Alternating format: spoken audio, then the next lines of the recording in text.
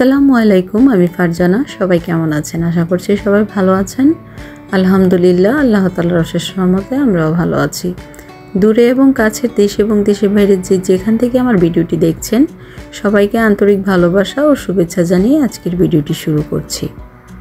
প্রতিদিনের মতন সকাল থেকে কিন্তু আমার কর্মব্যস্ততা শুরু হয়ে গিয়েছে।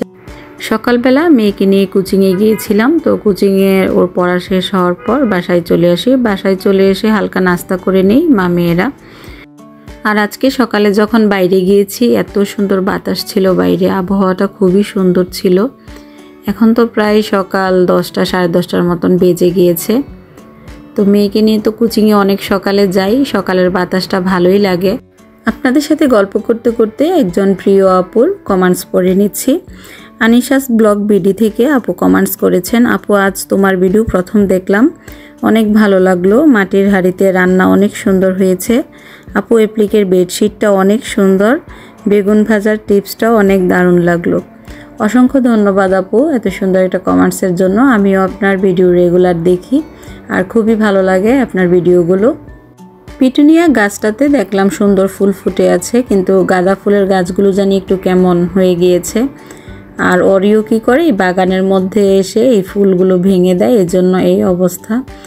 আর 2 দিন আগে তো বৃষ্টি হয়েছিল, বৃষ্টির কারণে গাঁদা ফুলের গাছের পাতাগুলো দেখলাম যে একটু কেমন জানি হয়ে গিয়েছে। আর যেহেতু এখন প্রায় শীতের সিজন শেষের দিকে, এখন মনে হয় গাছগুলো আর বাঁচিয়ে রাখা যাবে না। যতদিন থাকে টপে, তারপর আবার এই টপ থেকে উঠিয়ে নিব। গোলাপ ফুলের একটা গাছ এনে রেখেছি, তারপর পাতাবাহারের একটা গাছ আছে। টবগুলো খালি হলে ওই সব গাছগুলো আবার লাগিয়ে দিব। তো আজকে বাইরে ভালোই রোদ উঠেছে, পাশাপাশি বাতাসও আছে, মানে সব কিছু মিলিয়ে সুন্দর একটা আবহাওয়া বাইরে। গতকাল সন্ধ্যায় যেহেতু ঘরটা ভালোভাবে পরিষ্কার করে নিয়েছিলাম, আজকে সকাল সকাল ঘরটা তেমন একটা ময়লা হয়নি, তারপরও গুছিয়ে একটু ভালোভাবে ঘরটা ঝাড়ু দিয়ে নিব। পাশাপাশি দুপুরে রান্নাবান্নাও বসিয়ে দিব।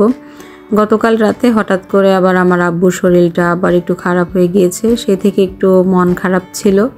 তো যাই হোক, এখন আলহামদুলিল্লাহ অনেকটা ভালো আছে। বয়স হয়ে গিয়েছে, নিয়ম না মানলে কিন্তু শরীরের অনেকটাই ক্ষতি হয়ে যায়, আর উনি তেমন একটা বুঝতেও চায় না। আমার আব্বুর শরীর যদি একটু ভালো লাগে, উনি অনেক বেশি অনিয়ম করে ফেলে, আর মানে মানসিক দিক থেকে অনেকটা স্ট্রং, আমি যেটা মনে করি আর কি। উনি সব কাজকর্মে সব কিছুতে অ্যাক্টিভ থাকতে চায়, এটাও একদিক থেকে ভালো।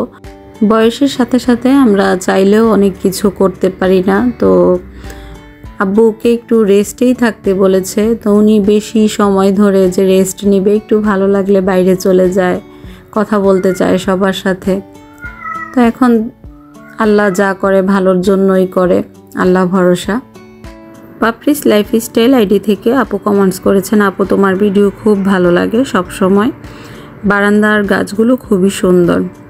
অসংখ্য ধন্যবাদ আপু, আপনি সবসময় আমার ভিডিওতে কমেন্টস করেন, আপনার কমেন্টসগুলো আমি পড়ি, আমার কাছে খুব ভালো লাগে।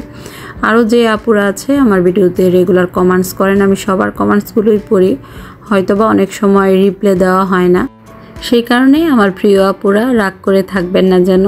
আমি প্রতিটা কমেন্টসই খুব মনোযোগ সহকারে পড়ি, আর কোন আপু কোন আইডি থেকে কমেন্টস করছেন, আপুদের ভিডিওগুলো কিন্তু আমি রেগুলার ফলো করছি।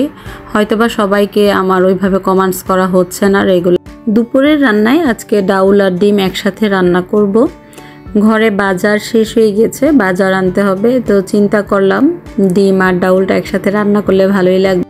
ঘরে ধনিয়া পাতা কাঁচামরিচ থাকলে কিন্তু যে কোনো রান্নাই খুব সহজে করে ফেলা যায়। আর সবজিটা আমার ঘরে যেহেতু পরিবারের সদস্য কম, আমি একটু অল্প অল্প করেই আনার চেষ্টা করি, বেশি করে সবজি আনলে অনেক সময় নষ্ট হয়। ডাউলটা আমি এখানে রেগুলার রান্নার মতোই বসিয়ে দিয়েছি, একটু আদা রসুন দিয়েছি, গরম মশলা দিয়েছি, হলুদ মরিচ ধনিয়ার গুঁড়া, সামান্য পরিমাণ একটু লবণ দিয়ে একসাথে মশলাটা ভালোভাবে কষিয়ে নিয়েছি। এখন এখানে আমি ডাউলটা সামান্য পরিমাণ একটু পানির সাথে মশলার সাথে কষিয়ে নিব, তারপর ডাউলে পানি দিব। ডাউলে 1 কাপ পরিমাণের মতো পানি দিয়ে ভালোভাবে কষিয়ে ডাউলটা প্রথমে অল্প করে ফুটিয়ে নিয়েছি। এই তো ডাউলটা কিন্তু সিদ্ধ হয়ে এসেছে। এখন আমি এখানে 2 মগ পরিমাণ পানির মতো দিয়ে দিব। ডাউলটা ভালোভাবে ফুটে উঠলে তারপর ডিম দিব। নামানোর আগে সামান্য পরিমাণ একটু জিরার গুঁড়া, ধনিয়া পাতা, কাঁচামরিচ দিয়ে নামিয়ে নেব। আর এই নিরামিষ রান্নাটা কিন্তু ভালোই লাগে। মসুরের ডাউলটা অবশ্য নিরামিষ হিসেবে ধরে না খাবারের মধ্যে। আমার বাচ্চারা কিন্তু এই ডাল ডিমের তরকারিটা অনেক পছন্দ করে, ওরা খুব পছন্দ করেই খায়। আর ঘরে যখন বাজার না থাকে তখন এরকম রান্নাবান্নাগুলো কিন্তু ভালোই লাগে। মাঝে মধ্যে আলু ভাজি, ডিম ভাজি, ডাউল রান্না এসব দিয়ে খাওয়া দাওয়া করতে কিন্তু ভালোই লাগে। ঘরের মধ্যে সবজিটা শেষ হয়ে গিয়েছে, কিছু মাছ মাংসের বাজার তো আছে, তো চিন্তা করছি একসাথেই বাজার করব 2-4 দিন গেলে। রান্না করতে করতে আমি আরেকজন প্রিয় আপুর একটি কমেন্টস পড়ে নিচ্ছি, নিহাত পারবিন আপু। উনি সবসময় আমার ভিডিওতে কমেন্টস করেন আর প্রতিটা ভিডিওতেই কমেন্টস করেন, খুব ভালো লাগে আপুর কমেন্টসগুলো পড়লে। মাশাআল্লাহ আপু, অনেক সুন্দর লাগলো আপু, আপনার বাসা খুব সুন্দর, অসংখ্য ধন্যবাদ প্রিয় আপু। আপনার কিচেনটাও অনেক সুন্দর হয়েছে, আপনার কিচেনের ভিডিওটা দেখেছি, নতুন করে কিচেন তৈরি করেছেন। তো আপনার জন্য অনেক শুভকামনা রইল আপু, আর অনেক ভালোবাসা রইল। জান্নাতুল ফেরদৌস তাসনিম আইডি থেকে আপু লিখেছেন, আসসালামু আলাইকুম আপু, কেমন আছো আপু? তোমার প্রতিটা কাজ কথা আমার খুব ভালো লাগে। আল্লাহর কাছে দোয়া করি আল্লাহ যেন তোমার বাবাকে খুব তাড়াতাড়ি সুস্থ করে দেন। অসংখ্য ধন্যবাদ আপু, আপনি আমার আব্বুর জন্য দোয়া করেছেন, আমরাও দোয়া করি। ছেলে মেয়ে হিসেবে আমাদের কাছেও ভালো লাগে যদি উনি সুস্থ থাকে। যেহেতু আম্মু নেই পাশে, সেই কারণে তো একটু কষ্ট হয়েই যায়। তারপরও আমরা যথেষ্ট সবাই মিলে খেয়াল রাখার চেষ্টা করছি ওনার শরীরের প্রতি।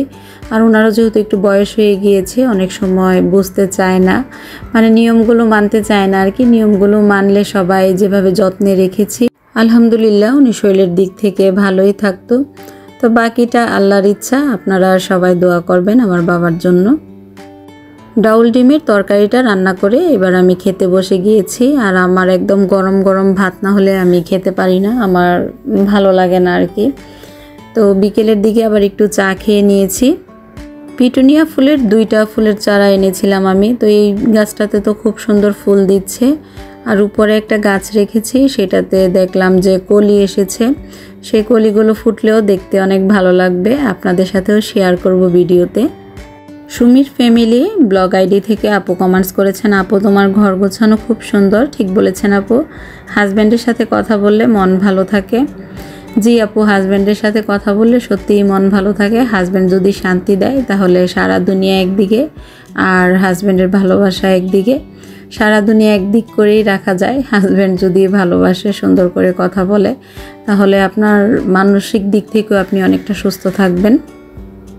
রাতের দিকে একটু চিকেন ফ্রোজেন করে রেখেছিলাম, তো চিকেনটা ফ্রাই করে দিচ্ছি। আর যেহেতু অনেকটা ভাত থেকে গেছে, চিন্তা করছি যে ডিম দিয়ে ভাতটা সুন্দর করে ভেজে দিব, ফ্রাইড রাইসের মতো আর কি। তো এটা ফ্রাইড রাইসের মতন করি না আমি, ডিম ভাজা ভাত বললেও চলে, এটা কিন্তু খেতে আরও বেশি মজা হয়। তো এখানে আমি প্রথমে মটরশুঁটি, ডিম আর গাজর একসাথে ভেজে নিচ্ছি। গাজরটা যেহেতু একদম কুচি কুচি করেছি, গাজরটা মনে হয় একটু পরে দিলে ভালো হতো, একদম ভাজা ভাজা হয়ে গিয়েছিল গাজরটা। আমি যখন চিকেন ম্যারিনেট করি তখন একসাথে চেষ্টা করি অনেকগুলো চিকেন ম্যারিনেট করার জন্য। বাচ্চারা যেহেতু রেগুলার চিকেন ফ্রাইটা খেতে চায় বাসায়, তো আমি একবারে কুট করি, চিকেনটা ফ্রোজেন করি, আর যখন ইচ্ছে তখন বের করে এরকম ভেজে দিতে পারি, তাহলে ঝামেলাটাও কম হয়। আপনারা এই টিপসটা ফলো করতে পারেন বাসায়, যাদের বাচ্চা আছে রেগুলার এরকম ভাজা পোড়া খেতে চায়, বা মাঝে মধ্যে তো বাচ্চাদের এগুলো দিতেই হয়। বাসায় না করে দিলে আবার বলবে যে আম্মু বাইরে নিয়ে যাও, সব সময় তো আর বাইরে যাওয়া সম্ভব হয় না, একটু ব্যস্ততাও থাকে। তো এভাবে ফ্রোজেন করে রাখলে কিন্তু আপনি যে কোনো সময় বাচ্চাদেরকে ভেজে দিতে পারবেন। তো স্বাদেরও কিন্তু খুব বেশি একটা পার্থক্য আসে না। আর এখানে এখন আমি ভাতটা ভেজে নিচ্ছি। আমি সামান্য পরিমাণে একটু টেস্টিং সল্ট দিয়েছি, সামান্য পরিমাণে একটু সল্ট দিয়েছি, দিয়ে একসাথে এখন ভাতটা আমি হাত দিয়ে ভালোভাবে ঝোড়া ঝোড়া করে তারপর ভাতটা ভেজে নিচ্ছি। ভাতটা হাত দিয়ে ঝোড়া ঝোড়া করার কারণ হলো তাহলে ভাতটার মধ্যে কোনো দলা পেকে থাকবে না, আর সুন্দরভাবে ভাতটা ভাজা হবে। আর চিকেনটা কিন্তু একটু সময় নিয়ে ভাজবেন, তাহলে ভিতরে কাঁচা থাকবে না। অনেকে দেখেছি যে অনেক তাড়াহুড়ো করে ভাজে আর ভিতরে কাঁচা থেকে যায়, এটা কিন্তু ঠিক না, শরীরের জন্যও ঠিক না, আর খেতেও ভালো লাগে না। তো নামানোর আগে এখানে 2টা ম্যাজিক মশলা দিয়ে দিচ্ছি। নামানোর 2 মিনিট আগে ম্যাজিক মশলাটা দিবেন। খুব বেশি আগে দিলে কিন্তু মশলার ফ্লেভারটা চলে যায়, খেতে ভালো লাগে না। তো এখানে আমি সামান্য পরিমাণ একটু চিনি দিয়ে দিচ্ছি আর একটু ঘি দিয়ে দিচ্ছি ফ্লেভারের জন্য, তাহলে খেতে ভালো লাগবে আর কি। এভাবে ভাত ভাজি করে দেখবেন, খুবই ভালো লাগে। আমার বাচ্চারা তো খুব পছন্দ করে।